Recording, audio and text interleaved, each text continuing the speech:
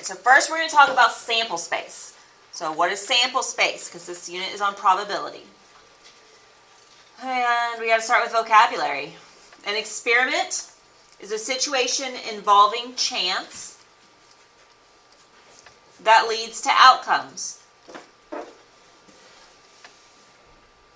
So then what is an outcome? An outcome is the result of a single performance or trial of an experiment. An event is one or more outcomes of an event.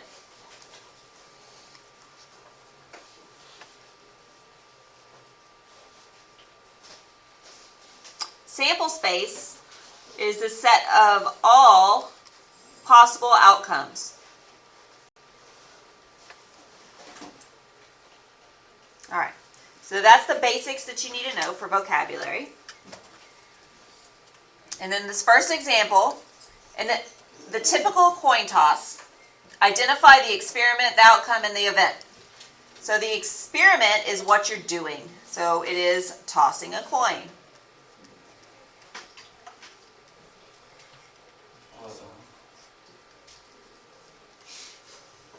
The outcome is either going to be heads or tails.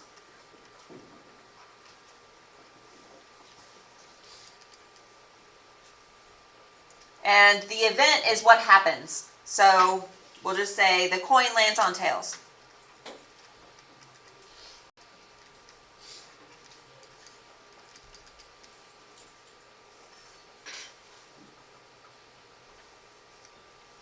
It could have been the coin lands on heads. That's what actually happened. All right, so then on the next example, a coin is tossed twice. Represented the sample space for this experiment by making an organized list, a table, and a tree diagram. So it's 3 different ways to get your data together after an experiment. And a list. All right, so what are we doing? A coin is tossed twice.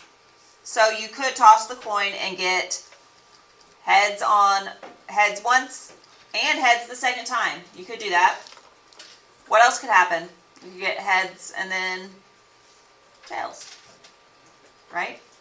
You could toss the coin and get tails first and then heads. Or you could toss the coin and get tails and then tails again. So that's the 4 different outcomes that you could have. This could also be represented in a table. Heads or tails, heads or tails. So then where heads meets heads is HH. Heads meets tails is HT. Tails meets heads is TH. Tails meets tails is TT. You could represent it that way. Or in a tree diagram.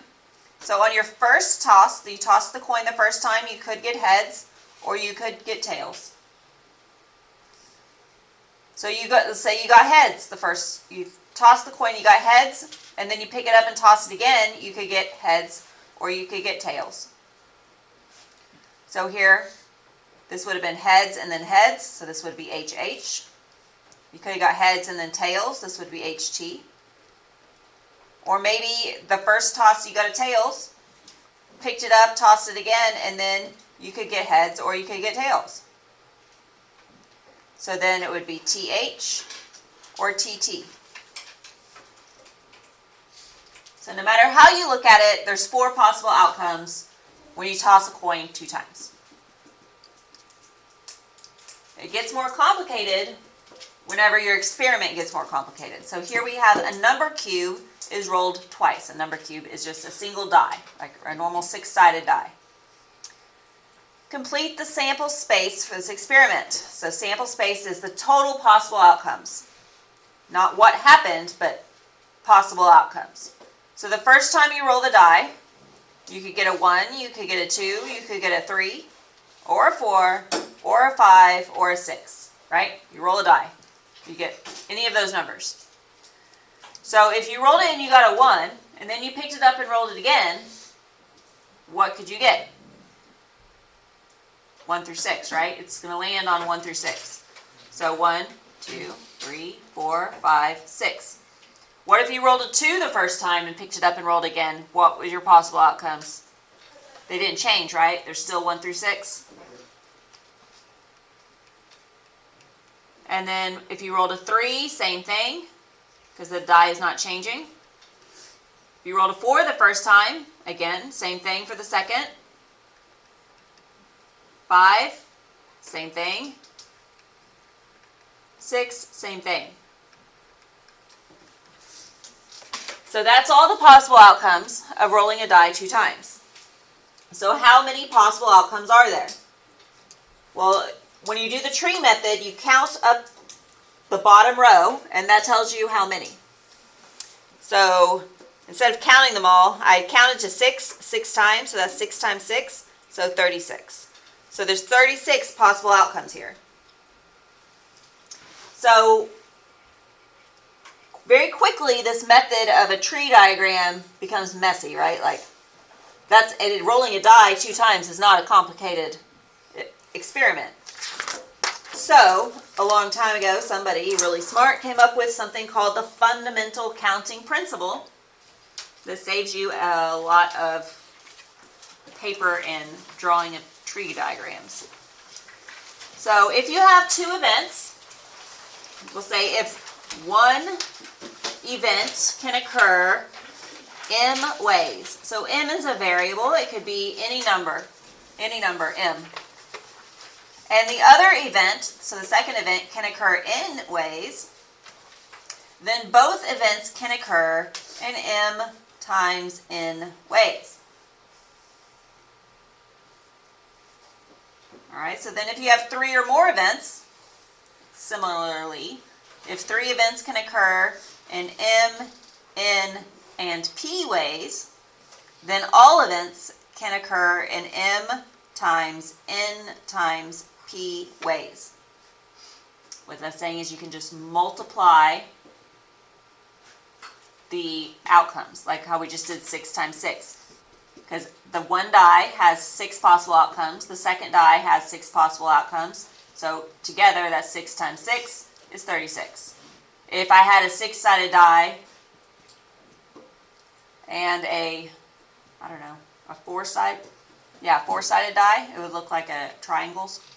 So then it would be 6 possible outcomes for the 6-sided die, and I would have 4 possible outcomes for the 4-sided die. So 6 times 4 would be 24. So I'd have less possible outcomes because there's less sides on that one, right?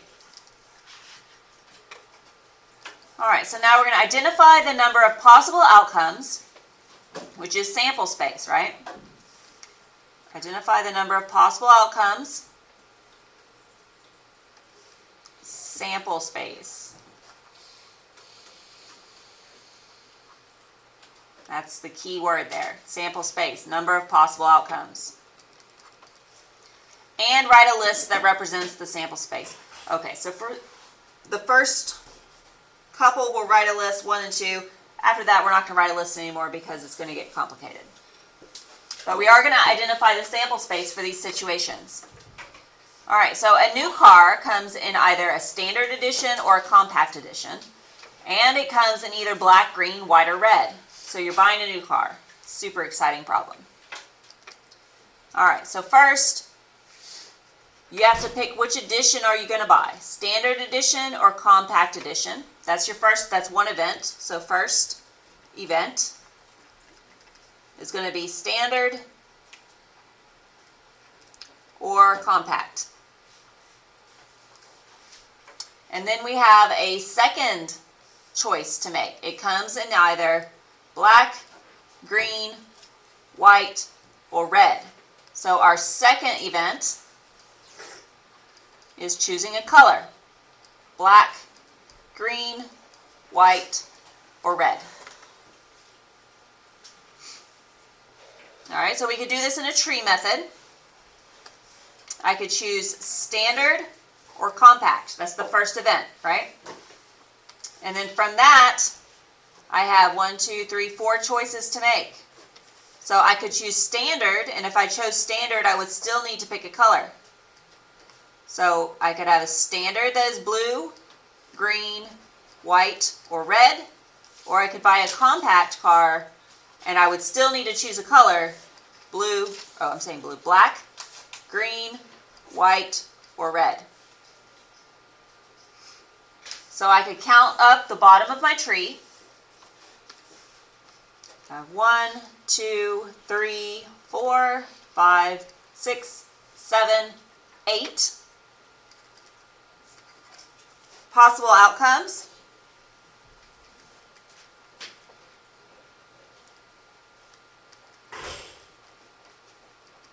Which is the sample space.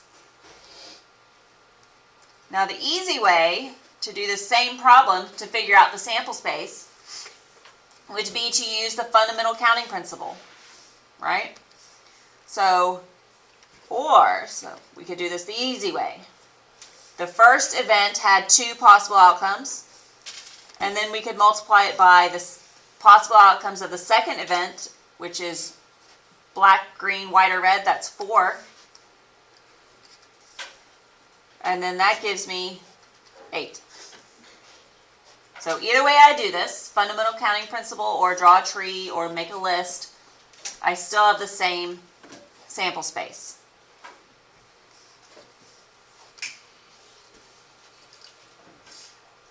All right, so a sandwich shop sells turkey, roast beef, and pastrami sandwiches.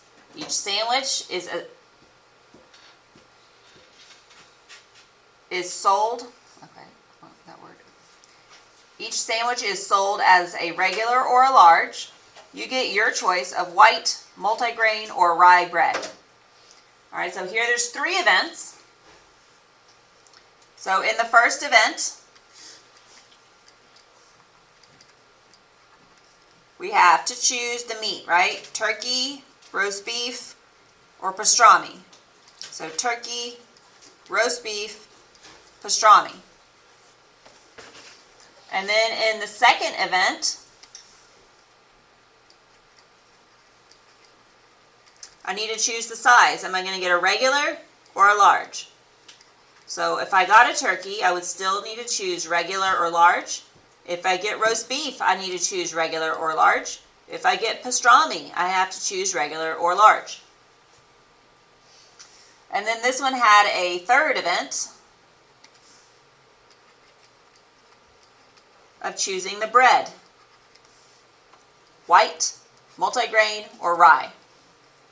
So I could get the turkey regular, white, multigrain, rye. Large, still have to choose bread for my large sandwich. White, multigrain, rye. Or if I got roast beef, if I got a regular, I have to choose bread. Or if I pick a large roast beef, I still have to choose my bread. Same with pastrami. White, multigrain, rye. White, multigrain, rye. So there's my tree diagram of possible outcomes of building a sandwich at this sandwich shop. I could count up all of those, or I could use the fundamental counting principle and say the first event had 3 choices times the second event that has 2 choices times the third event that has 3 choices. So I have 3 times 2 is 6, and then 6 times 3 is 18. So my sample space is 18.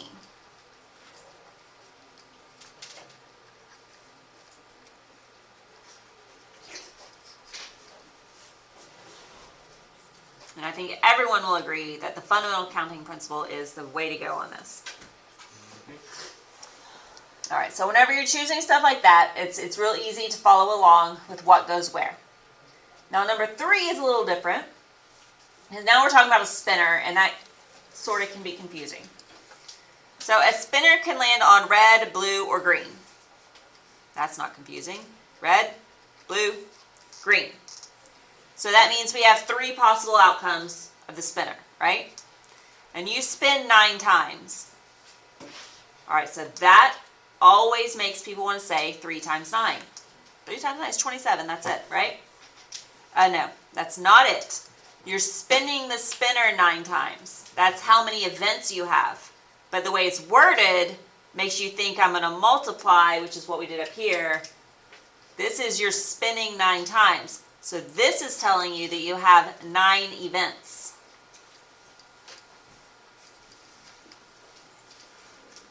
And since they all have the same number of outcomes, 3 outcomes,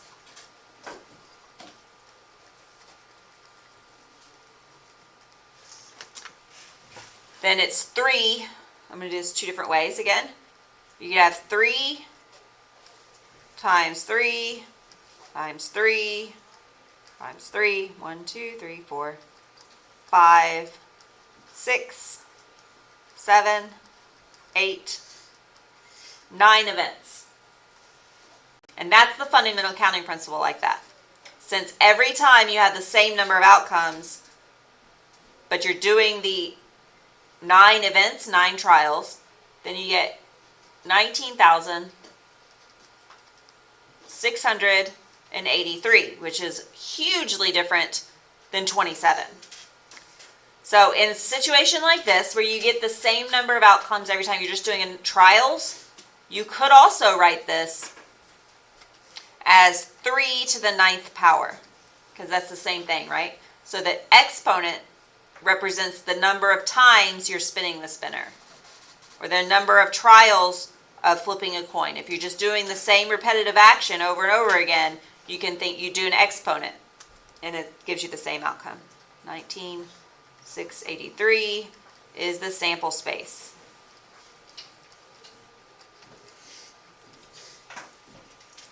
Slash possible outcomes.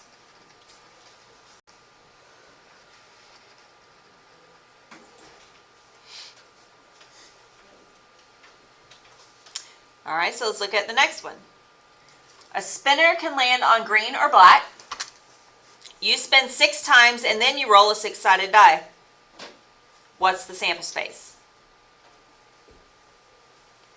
Okay, so this time how many events do we have? 6 events. Well, we have 6 spins, right? We spin 6 times, and then we're going to roll a die. So we have 6 events plus 1 more event that's different. Okay? So the spinner can land on green or black. So the spinner has 2 possible outcomes, green or black.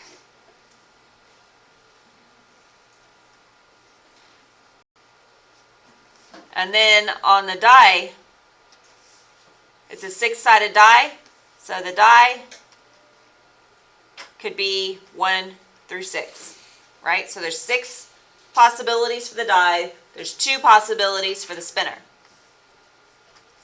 So the spinner, there's 2 possibilities, and you're going to spin it 6 times.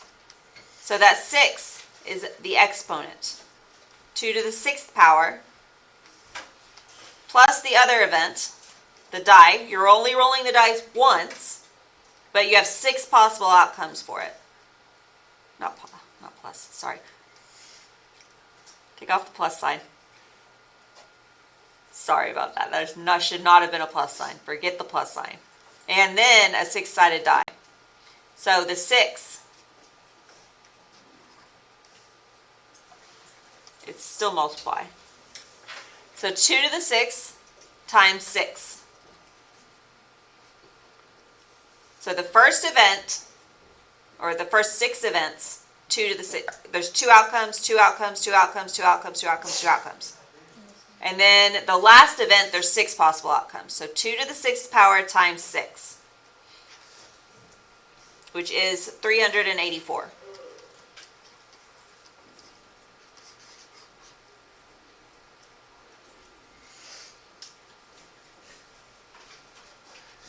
And you end up with 7 events in total. All right, so that's notes on sample space.